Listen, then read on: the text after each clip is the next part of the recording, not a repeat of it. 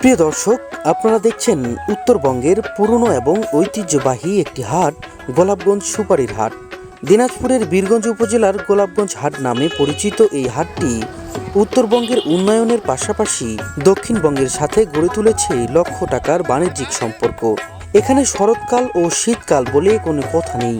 সারা বছর সুপারি চাষি ও পাইকারি ব্যবসায়ীদের ব্যাপক সমাগমে মুখরিত থাকে এই গোলাপগঞ্জ হাট। নীলফামারী উত্তরবঙ্গের আশেপাশে এই সুপারি হাট নাই, এই কারণে আমাদের গোলাপগঞ্জ বা গড়িয়া বা চিলাহাটি বা আমবাড়ি এইদিকে আমাদের হাট করার লাগে। অন্য অন্য হাটের থেকে এখানে বাজার কম আছে। আবার গত হাটে যেটা আমরা মাল কিনছিলাম 300, আজকে কিনছি 310-20, এরকম 10-20 টাকা কম বেশি। আর 11 বছর থেকে এই হাট করতেছি আমরা। বাজার এবার নাই, এবার বাজার কম, গতবার থেকে এবার বাজার অনেক কম। আমরা ঘরে থেকে আসছি, হ্যাঁ, প্রতি হাটে আসি আমরা ঘরে কিনি, খোঁচাবাড়ি কিনি, গোলাপগঞ্জে কিনি, প্রতি হাটে আমরা আছি। পাইকারি দরে ঢাকা পাঠাচ্ছি, আড়তে এলাকায় বিক্রি হয় না। আমি মোহাম্মদ আল মামুন সরকার, এই গোলাপগঞ্জ হাটের সুপারি ইজাদার।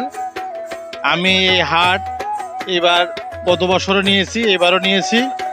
এই হাট গত বছর সুপারি বাজার খুব ভালো ছিল, এবার অনেক খারাপ বাজার, তারপরও হাটে বেচা বিক্রি ভালো হয়। হ্যাঁ, এই হাট আগের তুলনায় দাম অনেক কম আর কি, তারপর বেচা বিক্রি ভালো হচ্ছে আর কি। তবে কৃষক এবার দাম কম পাচ্ছে, গতবার বেশি পেয়েছে আর কি।